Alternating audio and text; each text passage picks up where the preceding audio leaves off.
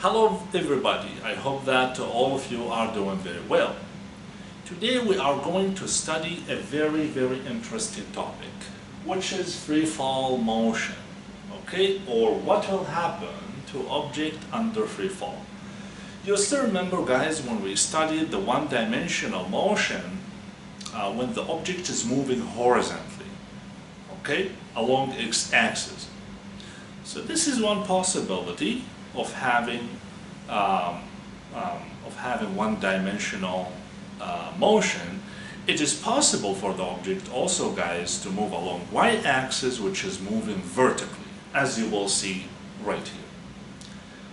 If we come to this diagram, guys, you can see that this diagram summarizes how the free fall process is happening. We have this blue object. The blue object that you can see right here represents the object under free fall. Okay? The object will start at t is equal to t1. And this is actually, guys, the original position, the initial position for the object at the initial height, which is y initial. Okay? If I release now this object, what will happen? The object will go down. All of you agree with me, guys, that the object will go down. Okay? Maybe at the halfway of this strip, when t is equal to t2, the object will have velocity. You agree with me, guys? Initially, the object will have zero velocity because the object started at rest. Okay? But at halfway, its velocity should increase, so it will not equal to zero anymore. When t is equal to t3, when y final is equal to 0, that means the object approximately 0. Of course, when the object approximately, like, close to the ground, like the object is about to hit the ground, it will have final velocity is equal to v3, and it is not equal to 0. Under free fall, guys, what will happen? You will see that v2 that you can see right here actually is smaller than v3. So v3 can be represented as a maximum velocity for this object. Okay? And under free fall, guys, to try to explain this point, so why v3 is a maximum, so why v3 is the highest velocity, because when the object is going down, starting from zero velocity, its velocity should increase since the gravitational acceleration is involved in this process. So this gravitational acceleration will keep increasing this velocity until the object is about to hit the ground. So you will see now the final velocity of the object is maximum. Okay? Yeah, so maybe here we have 0 meter per second. As an example here, maybe you have like 4 meter per second at the halfway, of course.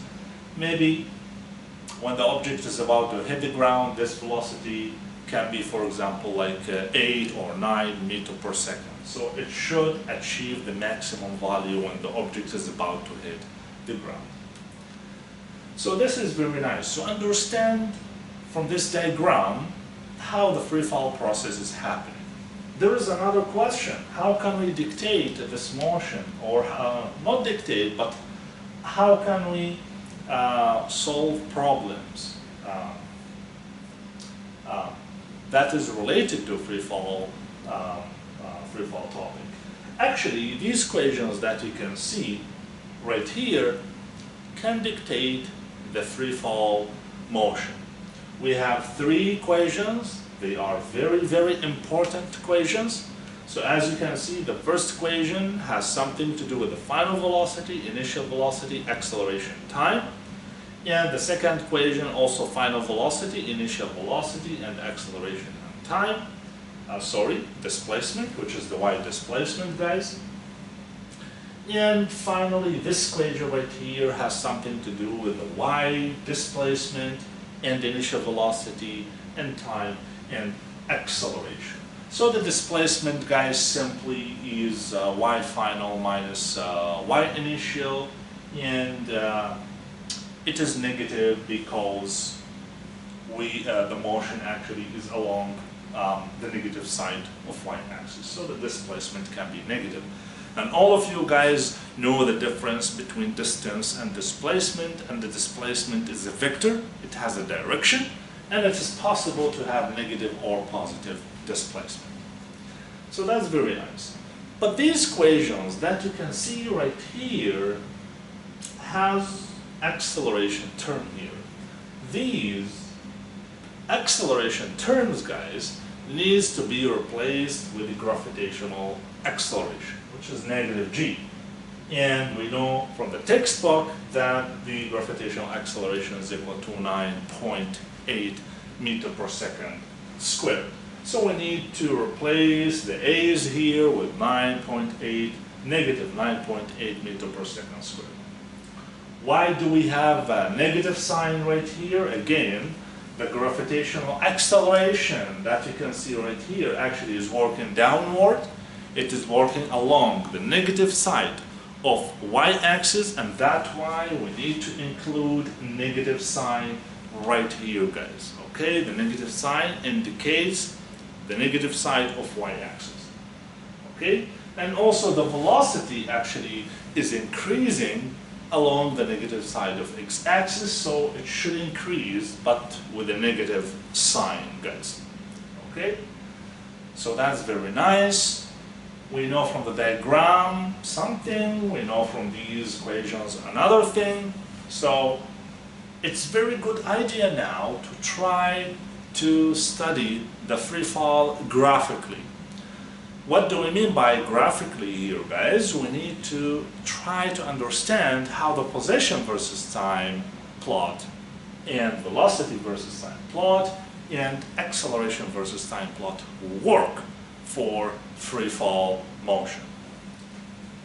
Let's start with the first plot that you can see right here. And to understand what will happen from the first plot, which is position versus time, I draw here like snapshots for the object when the object is going down.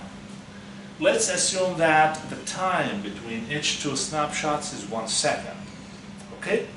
So since the time between each two snapshots is 1 second, you can now try to look at the distance between each two snapshots. You can see that this distance actually is increasing. So with this kind of motion, we have equal times between each two snapshots, but we don't have equal distances. This is a very good indicator that the velocity of the object under free fall is increasing. Another thing, guys, from this plot that you can see, the position versus time plot, you can see that the position is increasing. As you can see, it is increasing with increasing time, kind of rapid increase. Since we have the position versus time is increasing, and you agree, guys, from the diagram that the velocity also of the object is increasing, it is increasing along the negative side of y-axis, so we should have the velocity versus time behavior like this.